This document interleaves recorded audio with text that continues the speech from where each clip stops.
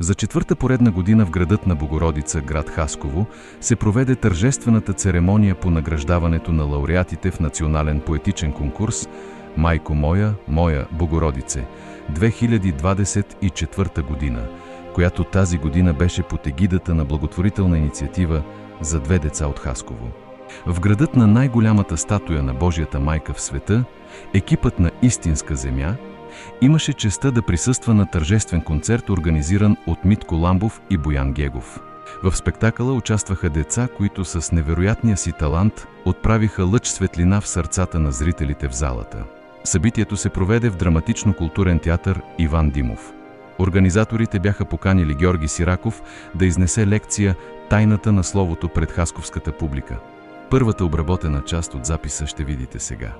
Благодарим на организаторите за поканата и професионалното отношение.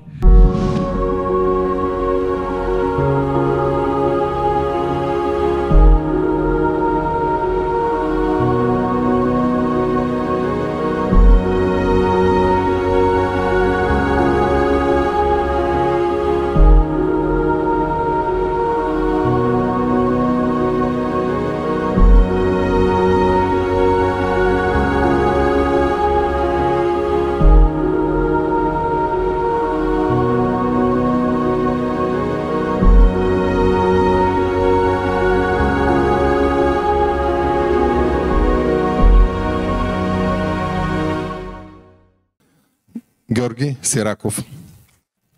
Все пак за първи път в Хасково на официално събитие, да.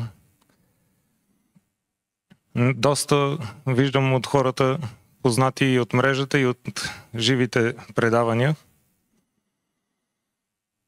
Не знам доколко сте разбрали обаче това, което обикновено споменаваме на живо.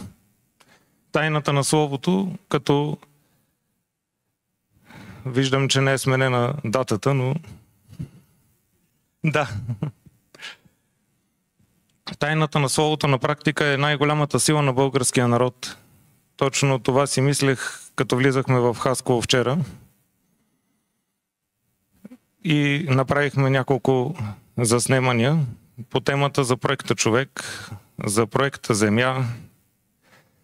Начините, по които хората не познават градовете си, нито пък се интересуват от свещените ритуали на древността. В тази ситуация съм поставил три основи на вярата в хилядолетието на пребиваването ни тук на земята, тъй като според нещата, които вече знаем, които излязоха като засекретени файлове и така нататък, хората крайно не са земни същества. Много крайно се различаваме от околната среда и буквално бих казал, че сме един вирус за планетата, стига да се подчиняваме на това, което ни се показва от външните фактори.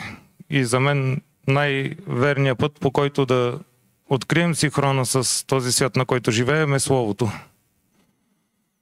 Виждам, че няма азбуки сред публиката. Хубаво е да вземем и да раздадем, за да могат хората да следят цялата лекция. Дали ще е лекция, диалог, вие решавате на практика. По всяко време можете да се включвате, като в момента предаваме на живо, ще могат да се включват и хората от канала. Нашия оператор Антони отгоре ни гледа и ще дава въпросите от време на време. Пък и като дойде време за това, ще ги гледам от телефона си. Защо точно така се казва темата? На практика се оказва, че азбуката на светлината, глаголицата, както е известна за вас, в последно време доста хора се интересуват от глаголицата, и длънта ни са един и същи информационен източник. Скоро явно ще има обучителен курс и тук за Хасково, тъй като организаторите наистина приеха при сърце тази идея. Събира се група от около 15 на 20 души, която е напълно достатъчна за започването на такъв курс. В учебника, който съм подготвил за хората, именно с това се започва. как точно се разполага азбуката ни на нашата ръка. И тъй като сме говорили доста пъти, че в началото е словото, на практика е тази азбука, която виждате, синтез от няколко преди нея, доста по-обширни. Например, в магурата азбуката е от 147 символа, азбуката на пламъците, а пък преди нея има азбуки, които са над 200 символа. Но когато съберем символите с подходящите за тях връзки, се получават букви. Затова, ако забележите, под всеки един от символите има значението на буквата, която определя този символ. Събрание на повече от 3 символа на едно място. Затова буквата А, например, е аз, буквата Б е Боги, буквата В е Веди. Това са различните събрания на символи на едно място. И по начин, на който се изписва всеки един от символите, може да пази памет на 200, 300, 400 години и така нататък. Това, което сме забелязали, е, че нашата азбука носи хилядолетни спомени. Спомени на десетки хиляди години, особено когато забележим какво има в нашите светилища. Недалече от тук е Александровата могила. Не знам колко от вас са посещавали, известна като Александровската гробница. Вътре в купола има една сцена с 12 астрални проекции. Някои го казват Великия лов, но във всяка една могила има такъв велик лов. И точно на 4 от зодиите или фигурите има допълнения. Буквално 16-те астрали, които са в българския календар. И за да започнем основно с темата, 49 е число, което ни показва как всъщност се материализира невидимата енергия и материя. Това е нумерологичната функция на 49. Това е причината сакралната геометрия на азбуката, която виждате пред вас, да е от 49 символа с много повече букви. Ако тръгнете да изброявате буквите под всеки символ, стигаме много повече от тези 200, за които говорихме в началото. По този план вие можете да разберете какво означава всяка една дума, да сте много озадачени от това, което е дадено като име на вещ или на някой от езиците превода и ще разберете доста смисъла за връзката между словото от различните езици. Тоест общия корен, наречен български език. Разликата виждате, между другото, за тези, които са преброили буквите в тайната на словото 49-те, пък в глаголицата 40, липсващите 9 символа са един обет на блажените според Бога хора, наречени богомили. А вече тайната на хиромантията, така наречена като наука в днешно време, е и един от основните принципи на алхимиците в средновековието, както и отново на богомилите. Пък да не говорим в българските традиции и обичаи, колко баби са гледали на ръка и знаят цялото това нещо. Един метод, който ни показва съзвездията от галактиките и цялата Вселена директно в нашата шепа. А пръстовият отпечатък, толкова важен за всички хора, уникален, показва пък херцовата диагностика на нашия главен мозък. Каквото и да се случи с нас, тази херцова диагностика остава непроменена, дори при применението на нашето местоживеене, нашият живот, когато прекъсне и се прояви някъде другаде, остава със същата честота. По този начин ни откриват и така наречените извънземни. Просто хващат нашата честота, уникална за всеки един от нас. Може да смениш слайда и да кажа няколко думи за себе си, освен представянето на Митко. 2017 година завърших труда си, който започнах да пиша от 2012, тайната на словото или кодът на буквите. Заедно с един твой адаш, Димитър Събев, той извърши всички антропологични и териториални географски, така да го кажем, проучвания. Аз направих езиковите проучвания и се оказа, че има човек, Богомил от 17 век, живял 16-17 век, който казва, български език е дървото на живота.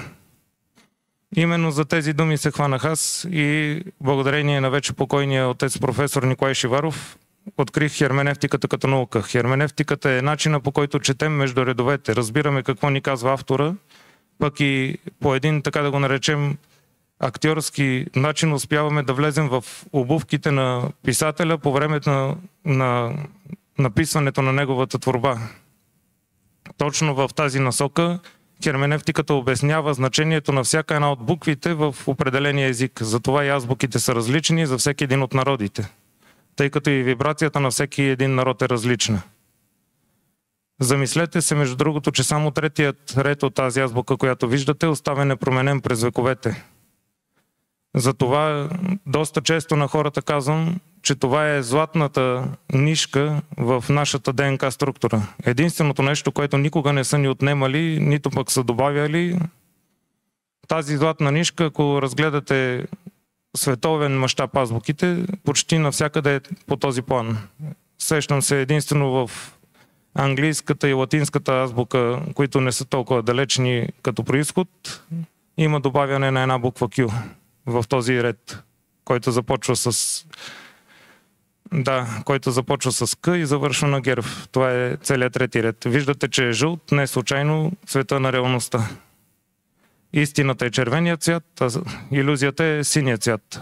По този спектър, вашата сянка, която хората виждат просто като нещо, което ходи зад нас, има определени цветови гами, недоловими за простото човешко око. Аура камерите, например, виждат само най-външния слой на тази сянка. Ако използваме ултравиолетови спектри и скенери, човекът грее в различна светлина, зависимост от емоциите, чувствата, преживяванията си. Цялото това нещо се отразява на нас постоянно. Като всяка една дума, която чуваме или изричаме, се записва в нашото ДНК и спрямо разбиранията на нервната система ни позволява да се променяме в насоката, която е изречена тази дума. Затова някои хора казват, сринах се като говорих с този човек. Буквално пълно въздействие и надмощие на съзнанието. И то по простата причина, че съзнанието, благодарение на духа, се проявява почти изцяло в тялото и вече грешките в тази система на кълъпа, както го наричам аз, в Холивуд го наричат матрица, започва да дава дефекти на тялото. Тоест, когато душата не си свърши работата да върже духа и тялото чрез съзнанието, се появяват и дефектите в телесен план. И вече тази азбука става и един вид лечение чрез словото, т.е. подреждане спрямо вашето име на целият код, който е вашето тяло. Духа и тялото постигат синхрон. Това е друга насока, в която се ползва тайната на словото. Но как се случи толкова известно да стане азбуката, като българите са се отказали от нея? Не директно, разбира се, но след като излизат букварите на Берон, хората започват да се чувстват прекалено глупави, за да използват толкова широка азбука. А пък в днешно време започваме да усещаме, че 30-те букви нещо не ни достигат, за да можем да си изкажем и умират доста български думи. Ако хванете оригиналите на Иван Вазов, ще видите повече от 300 000 думи, използвани в едно произведение, какво остава за останалите. 90% от тези думи няма да бъдат разбрани от средностатистическия гражданин сега. Като се замислете, че българският език е единствения, който може да генерира дума с секунди, дори бих казал, мигове щях да използвам като изразно средство, но всяка секунда може да творите нова дума. Благодарение на достатъчните морфологически функции. И това, което виждате в момента е това, за което говорихме и в Александровската могила или гробница, един календар. Заради това, че има доста изтрити мотиви в тази гробница близо до вас, много трудно казвам гробница на могилите, защото те са дом на хората, те са и техен храм, превръщат се в гробница, когато трябва да захранят липсата на някой човек. И в този случай мога да кажа, че, знаете, обикновено нещата тръгват отвътре навън. И конструкцията на могилата показва този ефект на стомаха, който имаме ние. 100 маха, буквално за една секунда 100 завихрения прави енергийната перспектива на всяка могила. И този цар Котис, който е открит там, поне така пише по текста вътре, много добре разбираме, че е бил доста навътре в духовната функция, тъй като ритуалите са продължили дори след неговата смърт или неговата мертвост, тъй като това е доста важно да се намери разликата между смърт и мертвост. Защо е този пир, така да го кажем, на една от картините? Винаги са се радвали тракийците, като загубят някои. Тракийци даже вече е смешна за използване дума. Те са българи, така или иначе. Траки и българи означава едно и също. Самият цар отива на по-хубаво място. Взел е повече верни решения и ще отиде на място, където ще вземе още по-правилни. Всички се радват за това. Но, да кажем, от 17-18 век се явява тази функция на скръбта при загуба на човек.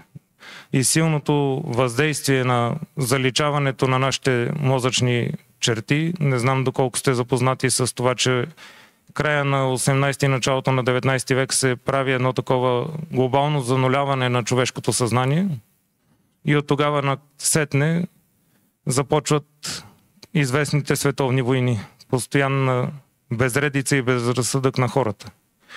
Но все пак трябва да сме доволни от това, че когато се напълни една чаша, преди да може да я превърнем в канче или в тенджера, трябва да се изпразни. И точно тук са показани начините, по които става това изпразване. Във вътрешния слой приемете го като купол или като Стоунхендж или пък като побитите камъни, абсолютно една и съща функция имат тези светилища. Дори по-напред в лекцията ще видите, че шумерите са използвали абсолютно същата технология и най-важният за тях символ е символа на земята. Тъто, което виждате в азбуката, 23-я подред символ от зеления ред. Да, самото Т означава материя. Не случайно, защото според древните вярвания всичко започва от ерата на Козирог, което е буквално около 150-60 хиляди години има от сега. Последната раса, която се нарича Homo sapiens, тогава е заредена като присъствие. И този троичен календар ни показва как действа завихрянето на азбуката, която е пред вас. В сърцето на азбуката има 9 символа, които работят точно за 9 порти на знанието.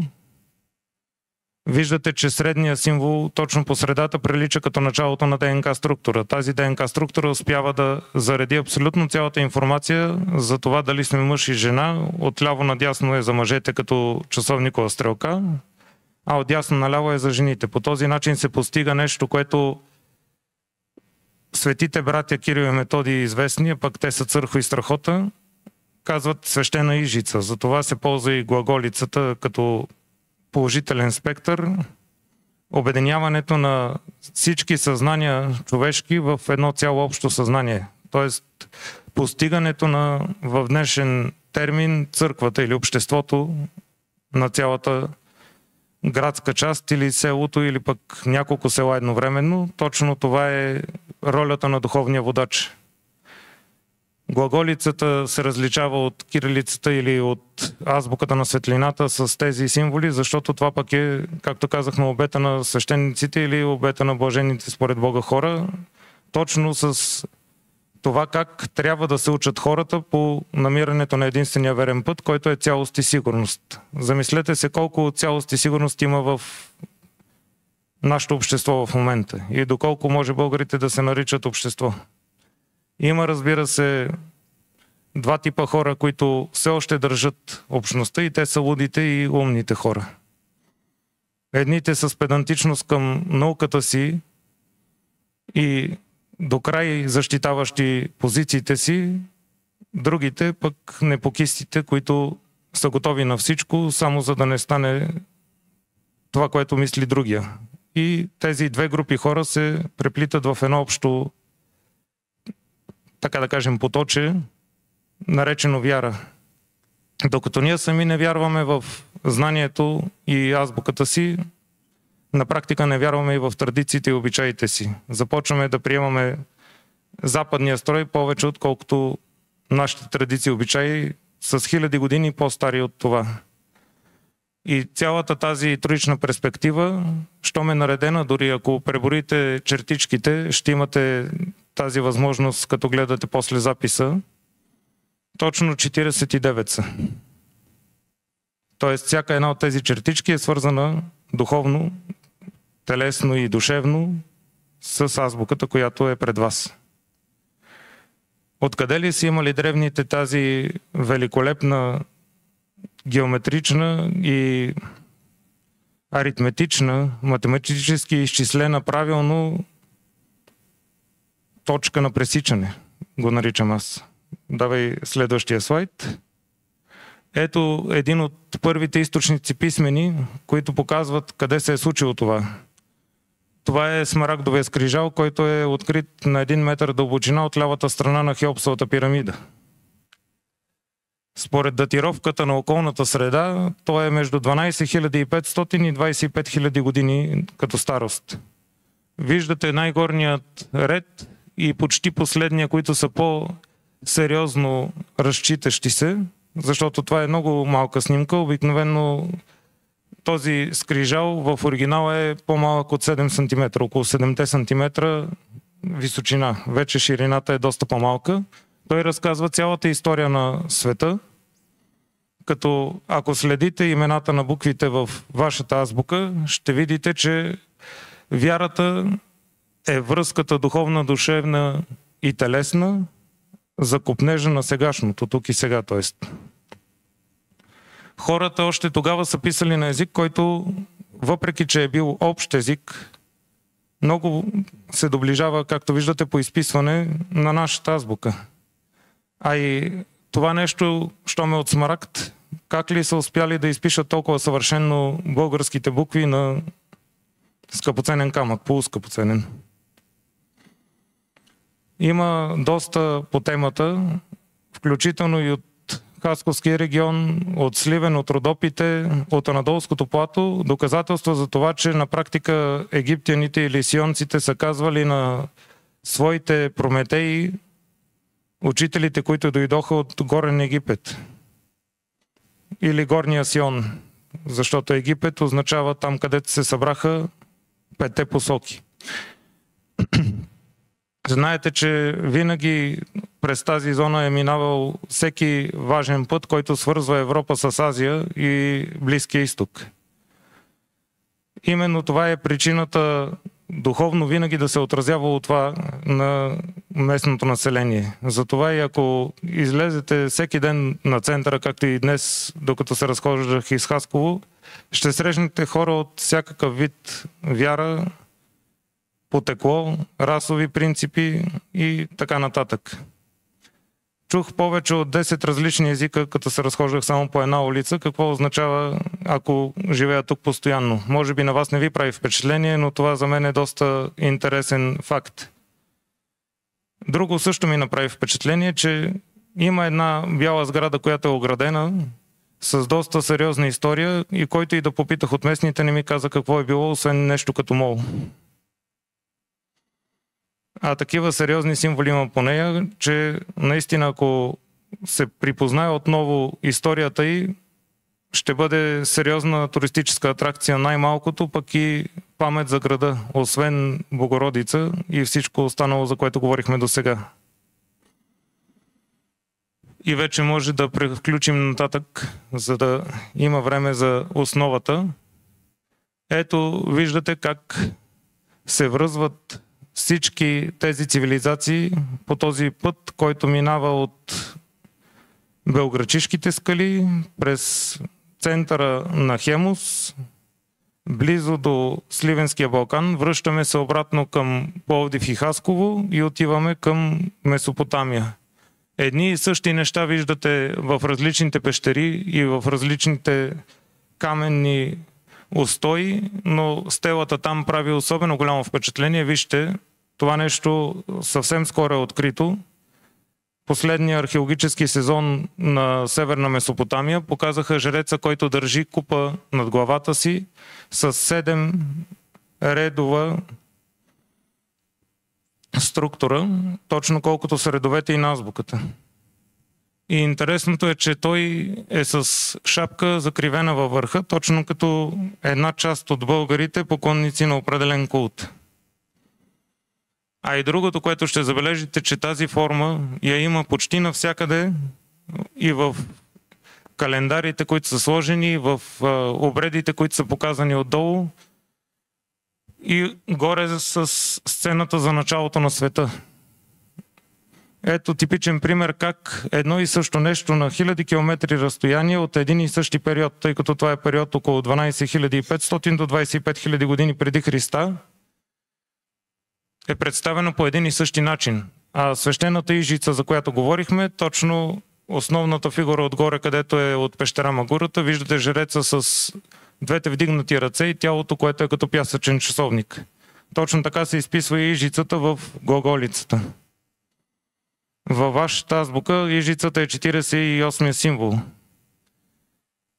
След кратки, да го наречем, нумерологични проучвания, разбрах, че не само азбуката ни е интересна, пък и поредната нумерация, която са сложили древните, най-вече част от българската църква в древността, говорим в първите векове на православието, те са сложили избор от номерата на всяка буква, водеща към нейното изпълнение.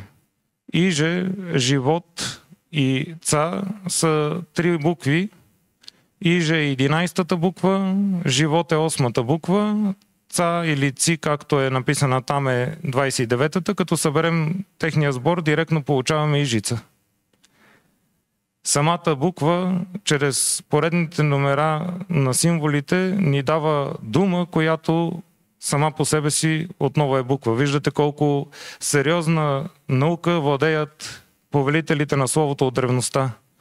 Като, ако забележите, символа на истинска земя, който ползваме в мрежите, е точно от стената на Магурата, първообраза на една комбинативна символика.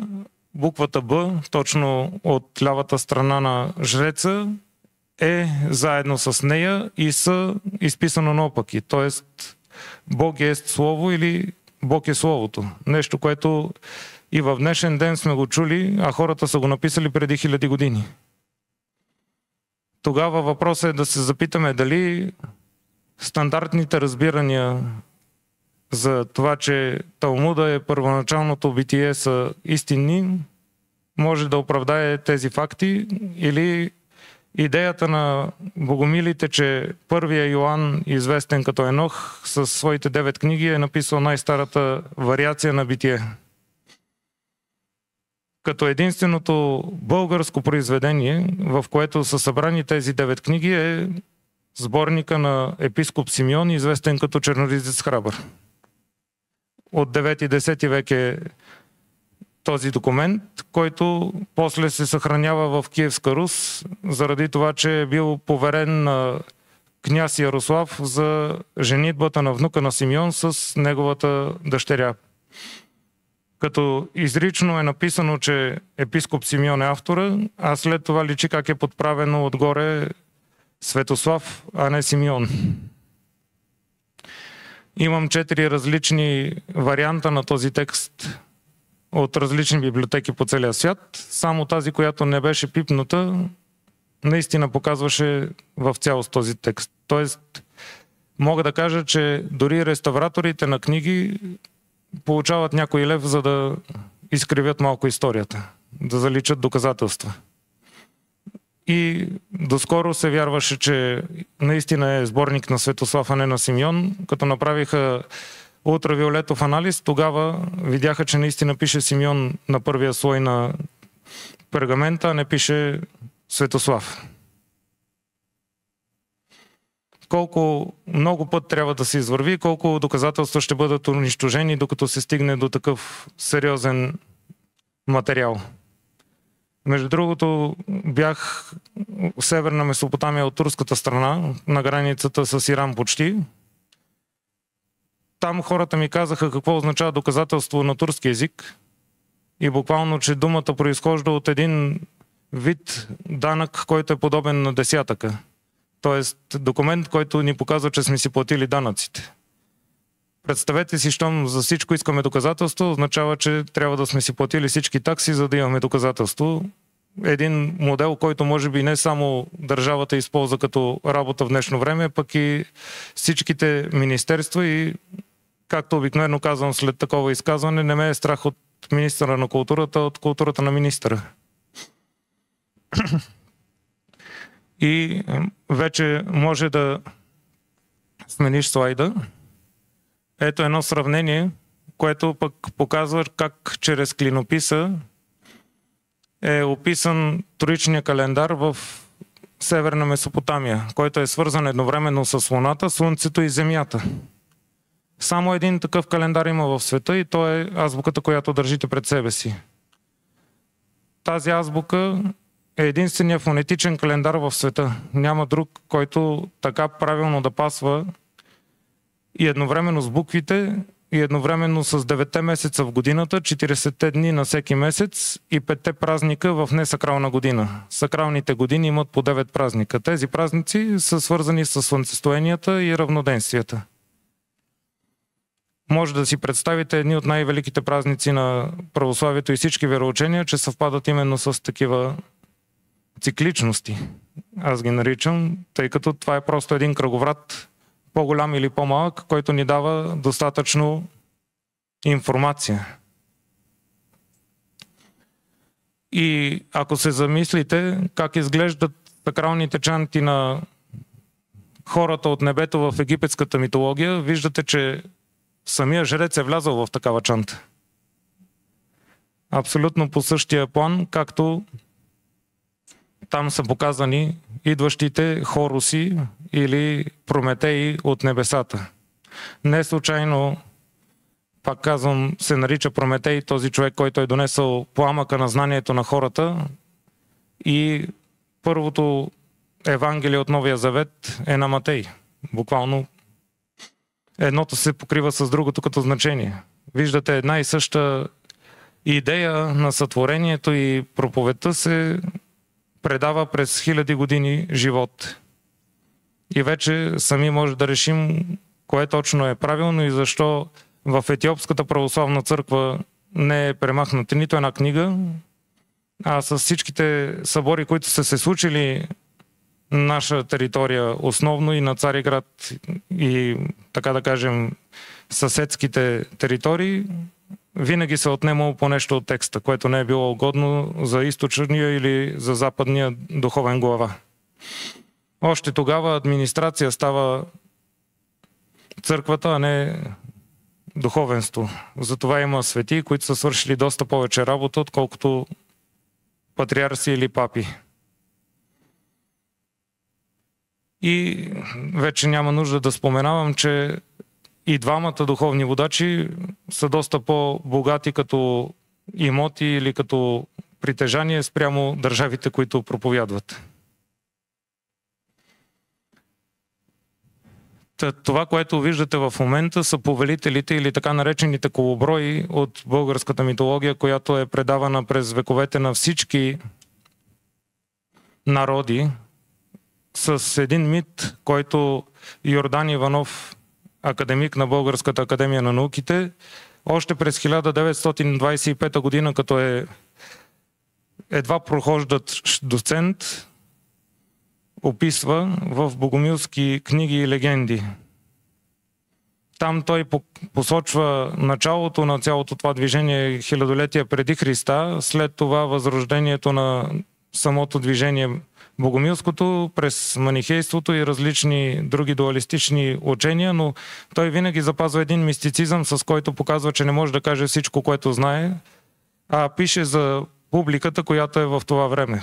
Иначе казано, доста повече информация ни разказва неговия труд отвъд кориците, а не през редовете, както го четат повечето научни среди. Този труд може да го намерите свободно в интернет пространството. Интересно е, че единственият брой от него, който е в оригинала от 1925 година, е намерен в Американско теософско или теологическо училище, средно. Как е отишъл там, вече никой не знае. Може само да предполагаме, че още тогава е имало този момент за съглашение между великите сили България да бъде под западно влияние. И защо въобще сме приемали някакви договори от изтока и едва ли не са били освободители, на практика никой нищо не е освобождавал, те са си разпределили територията. Даже обстоятелствата при отменянето на Ньойския договор, например, са толкова смешни, че няма нужда да зачекваме темата. Държавният глава не е имал какво друго да направи, освен да хвърли един подпис, с който приема определена сума за държавата, за да се отметне от земите, които й принадлежат. Да сложим следващия слайд. Ето типичен пример за това как действа троичния календар на азбуката спрямо този троичен календар, който видяхте на стената. Това са и всички съзвездия от небосвода, а сравнението, което съм направил от дясната страна, е за чертите, които може да имате на лявата или дясната си ръка. Тоест, по този план, като знаете собствената си зодия, може да направите сравнение с нейното проявление като звезди и по този план да разберете колко наистина сте зодията, която ви показва западният календар, и да направите съпоставка с славяно-арийски календар в мрежата. Там ще видите точно как се използва словото, за да получите една комбинаторика на астрономията, а не на астрологията, свързана с истината за всеки един от вас по-отделно.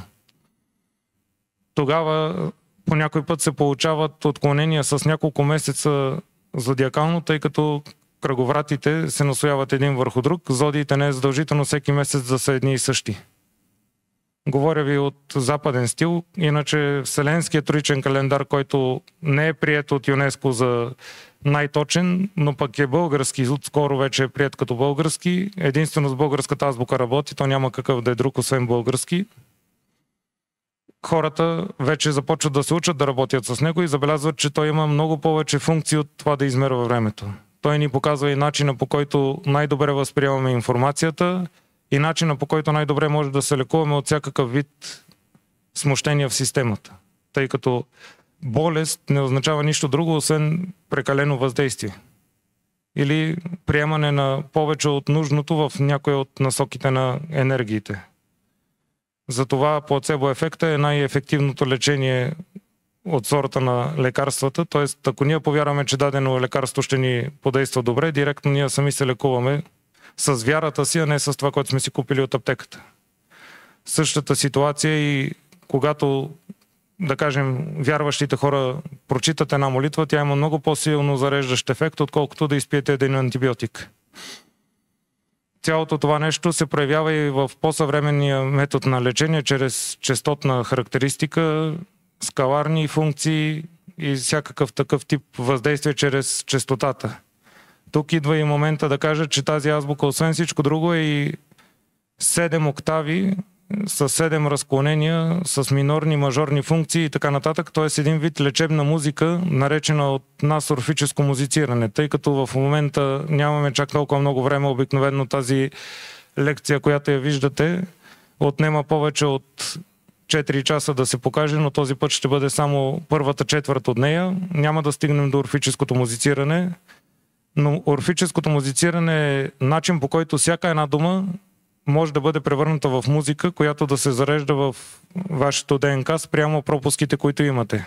Тоест, тя работи само единствено с вашите закони и на всеки един по-отделно се отразява различно.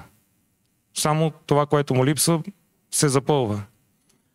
Или казаното една истинска любов. Думата любов означава запълване на празнота. Съвършеното запълване на празнотата е любовта. И може да преминем на следващата. един мит, който винаги го давам като пример, не само заради седмицата и за това, че имаме 7 реда по 7 символа в азбуката, и за това, че хората не се замислят какво означава думата Плеяди. В доста от участията си вече споменах, че основната доказателствена характеристика, особено в честотен план, е, че хората, които са на Земята, не са от тук, а са най-вече от плеядианската цивилизация. Тези плеяди по имената си ни казват кой от нашите грехове или, да кажем, кое от нашите правила, които ние сме приели с раждането си, нарушаваме. Майя, например, е най-старата плеяда и тя работи с това дали почитаме пролетта, т.е. живота, дали пазим живота. Най-точно обяснено. Не случайно е 5-та подред тази плеяда от 7-те, нищо, че е най-стара. 5 е и месец май, както се досещате, а 5-цата във вашата азбука означава доброто. 5-тия елемент на практика е човека. Имате 5 пръста на ръката си. Пентаграма е сериозен символ, който работи с човешките енергии, не само отрицателно, а много повече положително. А и това, което казват богомилите за пентаграма и за пентагона, е, че обединява 4-те елемента на всеки един от нас в 5-тия елемент, наречен Свети Дух. И оттам насетне църквата започва да работи срещу тях и да се стреми да ги унищожава, но те вместо да са толкова сериозно унищожени, отиват на Запад, където все още хората не знаят колко ценна е тази информация. Именно там се намира и този, за който ви разказах в началото, и как поставих цялото това проучване в начален план. Клод от резиденцията Дюри се казва този писател, който споменава, че е последния богомил и споменава, че дървото на живота за всички езици, защото неговата книга се казва Съкровището от историята на всички езици по целия свят. Той казва, дървото на живота е в езика на най-черния народ до най-черното море, който по собственото си име не може да се нарече. Сами разбирате, в неговото време наистина ние не сме могли да се наречем по собственото си име, въпреки сериозните опити дори на кръстоносците да превземат тази територия. Тя си остава част от Отоманската империя или Османската, както я знаем, до 19 век. Дори тогава щяло да бъде различно, но Западна Европа няма търпение и купува присъствието на всички офицери, за да може да се запази неутралитет на България, но този неутралитет виждате, че в момента нито с еврозоната, нито с Европейския съюз ни се отразява добре. Общо взето сменяме постоянно нашите рабовладелци. Не един от нашите писатели го е казал. Даже си спомням, че дори Иван Вазов много правилно го е изразил, че сменяме едното робство с друго. И тези плеяди ни разказват за това, че не сме случайно поставени тук. Ако се загледате в самото съзвездие, не е много различно от голямата мечка.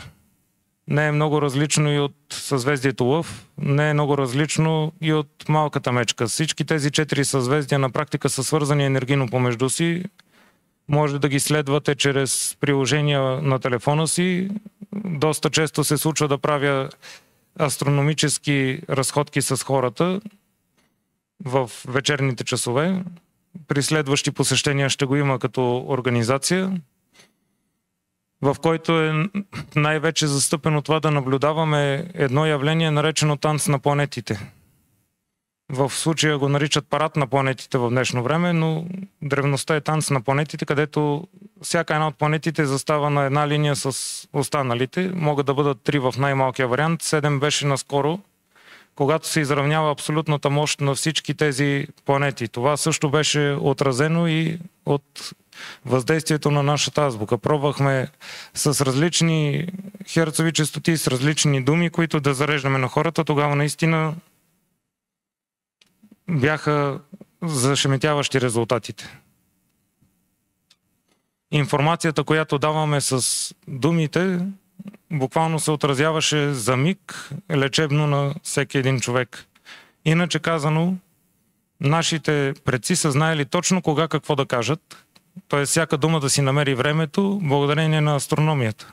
Затова и фонетичният календар, наречен българска азбука, ни показва не само коя дума да кажем, а и в коя част на времето, коя година и спрямо годината пък на човека, точно какво иска да чуе. Ако толкова добре се представяхме с подбора на думи, съм сигурен, че нямаше да има никакви конфликти в световен мащаб. Но просто цялото това знание е загърбено, защото няма кой да произвежда оръжие, ако стигнем до такова нещо. Най-голямата индустрия на планетата ще умре тогава. Пък и не знам колко от вас са запознати с военните закони. Нямаме право да използваме модерно оръжие, ако не е свършило старото. Представете си, нали, сега защо се водят такива безредици. Просто трябва да свършат оръжието от 70-те и 80-те години, за да ползват новите оръжия. И точно в тази насока имаме пазители на галактическо ниво, които са познати като златния телец. Виждате навсякъде в древността има един златен телец, който ритуално се ползва дали като тиара, дали като купел, дали въобще като огромната ритуална чаша, както и да я наречем. Дори грал, ако я наречете, няма да сбъркате. Това е съд, който се изработва по специален начин с определена честота, която дрънчи, когато се дава на здравица, и съдържанието на съда се зарежда по определен начин с енергия, която всички участващи в ритуала, щом пият, получават определена информация от това съзвездие. Затова и всичките плеяди са толкова застъпени в наречената гръцка митология, а тя е чиста българска, вече все повече доказателства излизат за това нещо. Както говорихме с турските колеги от университета, защо в Турция и България има повече доказателства за елените, отколкото в Гърция. Все повече започваме да си го задаваме този въпрос и най-вероятно накрая ще получим отговор. И Добри Войников много правилно го казва: всички от Гърция и Македония бяхме изселени, защото това вече не беше нито българска, нито европейска страна.